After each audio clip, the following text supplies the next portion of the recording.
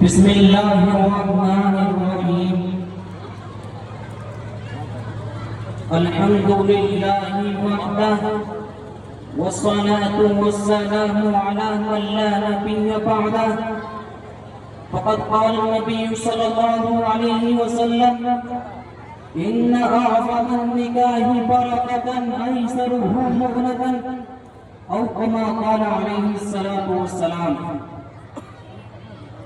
حضرات محترم، اسٹیج پر جلوہ افروز علماء کرام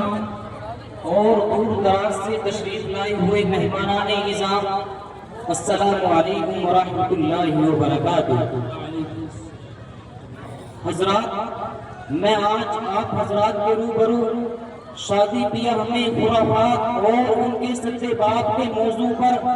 لب کشائی کرنے کی جسارت کر رہا ہوں۔ دعا فرمائیں کہ اللہ رب العزت مجھے صحیح کہنے اور اس پر ہم سب کو عمل کی توفیق عطا فرمائے۔ حضرات، انسان جب دہلیز جوانی پر قدم رکھتا ہے تو اس کی زندگی میں کئی مراحل پیش آتے ہیں، جن میں قبل ذکر اس کا اس ازدواجی بندھن میں بندھ جانا یعنی نکاح کرنا ہے، کیونکہ نکاح کے ذریعے نسل انسانی میں افزائش و تسلسل باقی رہتا ہے۔ نکاح کے ذریعے اللہ رب العزت دونوں کی درمیان محبت کو ٹوٹ ٹوٹ کر بھرتا ہے، اور جب انسان سورج کی تپش سے بے چین ہوتا ہے تو ایک دوسرے کی محبت کی شبنم اس تپش کو بجھا کر دلوں کو راحت پہنچاتی ہے۔ اسی طرح نکاح حقیق اور پاک زندگی گزارنے کا سبب ہوتا ہے۔ اس لیے تو شریعت اسلامیہ نے نکاح کو نہایت ہی سہل اور آسان کر دیا ہے، جیسا کہ محسن اعظم صلی اللہ علیہ وسلم نے ارشاد فرمایا، ان اعظم النکاح برکۃ ایسرہ مغنۃ، کہ سب سے بابرکت نکاح وہ ہے کہ جس میں کم از کم خرچ ہو۔ آپ صلی اللہ علیہ وسلم نے صرف قبلہ نہیں رہی بلکہ خود بھی کی شادیاں کی اور بیٹیوں کی شادیاں بھی کرائی، لیکن تمام شادیاں نہایت آسانی کے ساتھ انجام پائی، تکلف وغیرہ کا کہیں نام و نشان نظر نہیں آتا۔ آپ صلی اللہ علیہ وسلم نے اپنی نور نظر رخت جگر پیاری شہزادی جنت خواتین کی سردار حضرت فاطمہ رضی اللہ عنہا کی شادی اور رخصتی کی، لیکن اس میں نہ کہیں شہرت و دھوم دھام ہے، نہ رنگ نہ باجا نہ تاجا نہ پٹاخے نہ گولے، بلکہ نہایت سکون و وقار و سنجیدگی کے ساتھ یہ سنت ادا کی گئی ہے۔ لیکن افسوس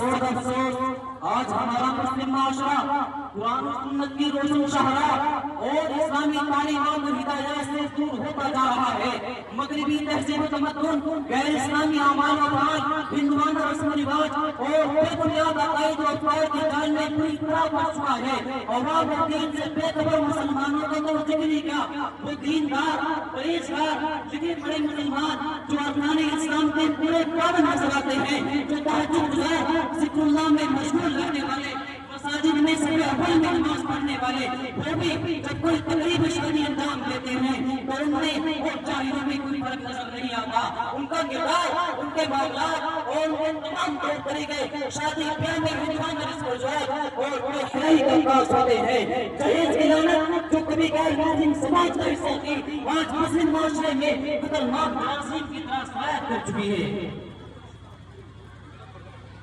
اپنے آپ کو مسلمان کہنے والوں، شادی بیاہ کے موقع پر طرح طرح کے رسومات و بدعات کے ایسے مناظر سامنے آتے ہیں کہ جن کا اسلامی شادی اور قرآن و حدیث سے دور کا بھی واسطہ نہیں، جیسے منگنی، مہندی، بھات، بارات، مختلف قسم کے مطالبات، تلک، جہیز، سلامی، گود بھرائی، مکانوں کو بے انتہا سجانا، نکاح وغیرہ کی ویڈیوز بنانا، میوزک یعنی نقلی لینا دینا، آتش بازی یعنی گولے پٹاخے چھوڑنا، کھڑے کھڑے کرنا وغیرہ، الغرض منگنی سے لے کر رخصتی تک اسراف و فضول خرچی کے وہ مناظر سامنے آتے ہیں کہ جن کو دیکھ کر دل خون کے آنسو ہوتا ہے۔ میرے عزیز ساتھیوں، کل تک جو شادیاں